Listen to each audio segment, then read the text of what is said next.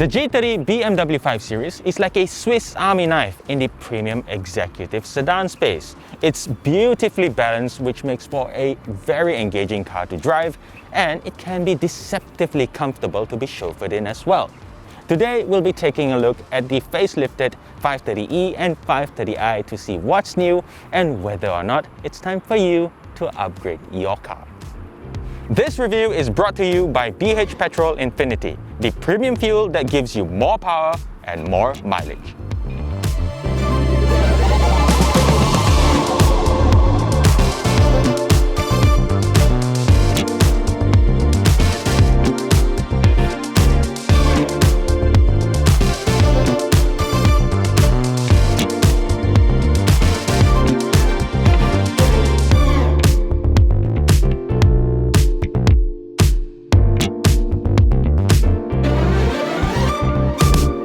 In terms of pricing, the 530e starts from as low as 318,000 ringgit and the 530i starts from 368,000 ringgit, so that is a 50,000 ringgit difference. Mind you, this is the base price with SST exemption and it's based on a 2-year standard warranty package.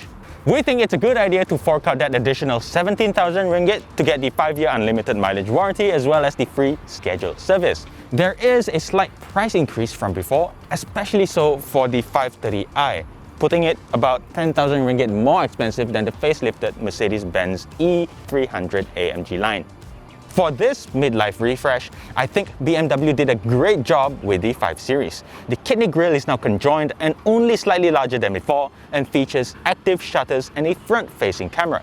The LED matrix headlights are all new and the 530i M Sport now gets BMW laser lights as standard, so that is quite the upgrade from before. The M Sport bumper is also entirely new, so the fascia is much more aggressive this time around. But if you look towards the 530i, there is a glass panel down here for the adaptive cruise control, which works in tandem with an array of sensors up top. Over to the side, both the 530e and 530i sit on the same set of 19-inch dual-tone alloy wheels wrapped with Bridgestone Turanza run-flat touring tires. At the back, the treatment is pretty much the same, so they both share the same M Sport bumper with a brand new diffuser in the middle with twin fins, trapezoidal exhaust, again 2 exits, as well as brand new C-shaped LED taillights. These are beautiful to look at because the black surrounds give it that touch of stealthiness, and I think overall it is a good look.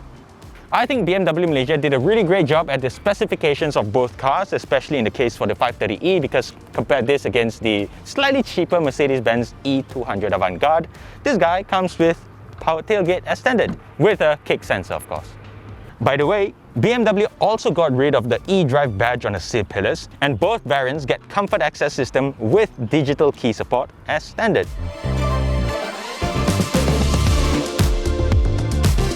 Inside, the cabin is unchanged for the most part, but you do get meaningful upgrades such as this brand new digital instrumentation design as well as this larger infotainment display.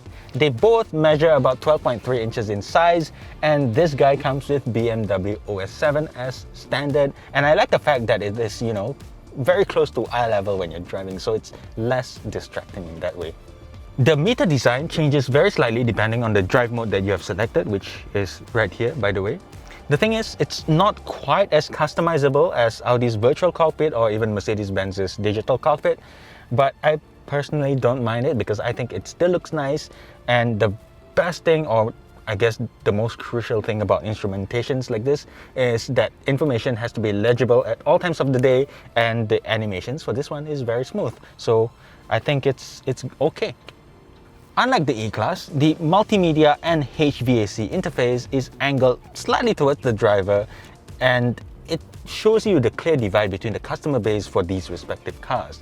The Volvo S90 also has a slightly angulated center stack, but the combination of the iDrive system and BMW OS 7 with the tiled menus is just the best in the business, bar none. The menus are very well thought out and very easy to navigate. You just use the iDrive and you get used to it very quickly. But I cannot accept the fact that you have to pay close to 1,300 ringgit to get Apple CarPlay. Granted, the good news is it's wireless, but If you didn't know this before you buy the car, you don't have to worry because you can just browse the new My BMW app to make your Apple CarPlay purchase there. But I don't know, man. It's BMW. Can you just make Apple CarPlay standard? Because I think it's a bit embarrassing, man. Other things to note is the standard Dakota leather upholstery, which is available in either black or, in this case, cognac. In terms of seating comfort, I find the front, the M Sport seats to be a little bit corsetting for larger sized individuals. So I think the Lexus ES, the Volvo S90 and the Mercedes-Benz E-Class is much more forgiving in this regard. Maybe the 520i luxury with the standard seats will be better for larger sized individuals, but I'm actually perfectly happy with the level of comfort that I'm getting from these seats. I just wish that the seats would come with this ventilation function because that would be like sweet icing on the cake, right? Plus it would complement the 4-zone climate control system really well. But it's not here, so that's too bad. There are no changes made to the back here, so it's all par for the course. In terms of legroom, I think it has more or less the same space as the E-Class, but in terms of the seating comfort, I think the E-Class is going to fare a little bit better because the seats are shaped a little bit nicer, so long journeys will be slightly more comfortable. But if you're upgrading from, say, a Toyota Camry, Honda Accord, Volkswagen Passat, or even the previous generation BMW F10 5 Series or F33 Series, you'll be perfectly happy here. I think it's a definite upgrade from the past 2 generations of BMWs. Plus, you get twin air vents on the B-pillars, as well as 2 more down here in the center stack with your own climate control and blower adjustment. So that's really nice. That's not even all. You've got some storage spaces down here, twin USB charging ports, USB-C, and a 12-volt charging socket for, you know, if you don't have a USB-C device. And it's overall a decent space. I think a lot of people who are upgrading will be happy with this. Oh, there are also sun blinds for the doors, but it's all manual. But it's a 2-step thing also. So one here and one for the back. It's a bit finicky to work. The Mercedes-Benz has just one piece that goes up, so I guess it's fine. There's also an automatic rear windscreen that pops up from the driver's side button. So yeah. Now, the 530e gets a 12-speaker hi-fi sound system that sounds pretty good, but the 530i gets upgraded to a 16-speaker Harman Kardon sound system with a digital amplifier. Plus, you get to fiddle with the equalizer for a more granular control over your specific playlists. Our 530e comes with this Zen mode, which functions a lot like Mercedes' energizing comfort system. So just go to car and then go to experience modes, and you'll find 3 presets, including their own songs. So if you press well-being,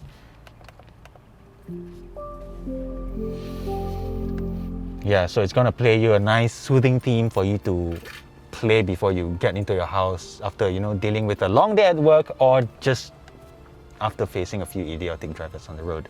It doesn't come with a massage function like Mercedes' energizing comfort, but I think it's nice to have, you know. It doesn't have gesture control, but the 530i does. Other things you should know is, since it's an M Sport variant, you get anthracite headlining as well as M-specific steering wheel and foot pedals. There's also an 11-color ambient lighting system, and the 530i ships with this sunroof as standard, but it also comes with this bulge, which I'm not too crazy about. No changes have been made to the boot space, so the 530i gets 530 liters of space, while the 530e gets a much shallower boot floor because of the battery, so it only gets 410 liters of space. The E-Class has a more luggage-friendly cavity because it's a popular choice for taxi fleet operators, but on paper, it's only 10 liters larger than the 530i.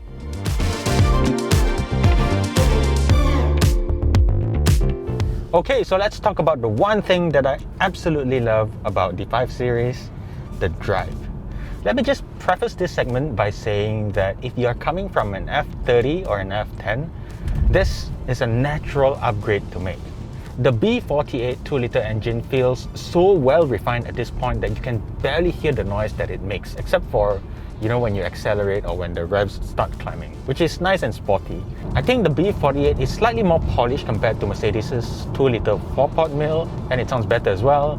Plus, the 8-speed ZF that you get here is the cream of the crop. On paper, the 530i's 2-liter engine makes about 252 PS and 350 Newton meters of torque. I feel like the twin-scroll turbo does a very good job at making the engine feel a little bit more responsive compared to what rivaling brands offer. It feels really fast in real-world use too, and it builds pace at a very healthy rate, taking just 6.4 seconds to do the 0 to 100 sprint. And right now I'm at 90 kilometers per hour, and you just step on it and it just goes.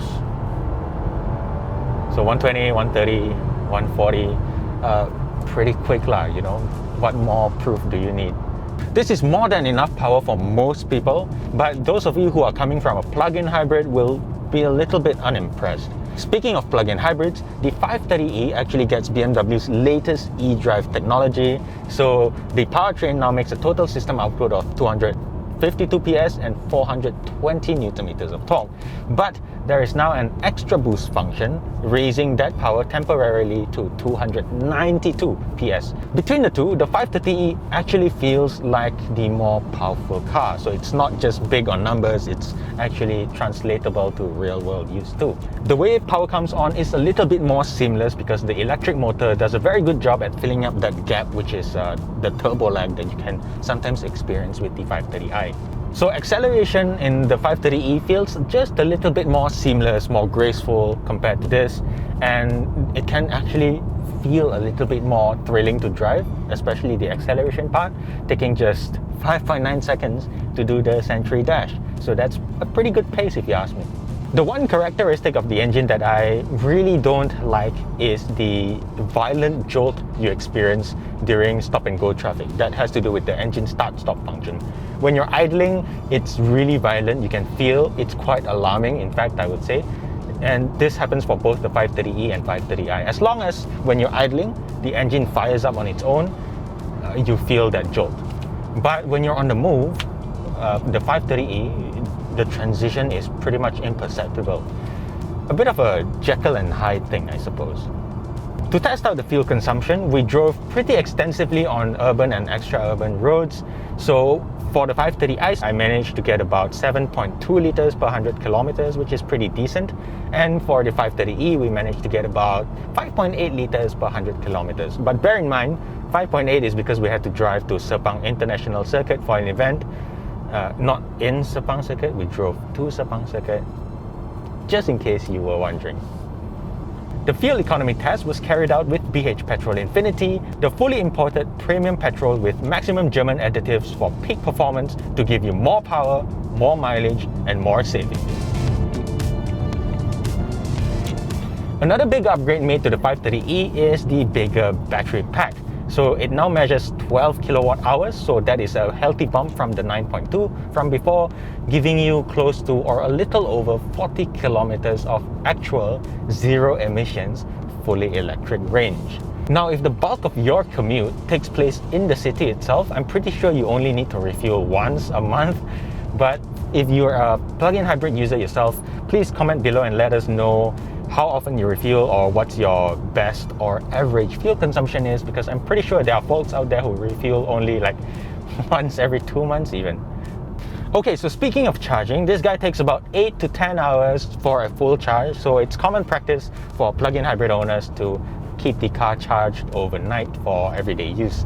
But if you want faster charging, you can get a wall box charger which trims the charge time down by half, but just keep in mind that the maximum wattage this car can pull or receive is 3.7 kilowatts. You can't get any higher than that, and the charge times cannot be reduced more than that. Both variants get adaptive dampers as standard, which is a nice bonus to have, really.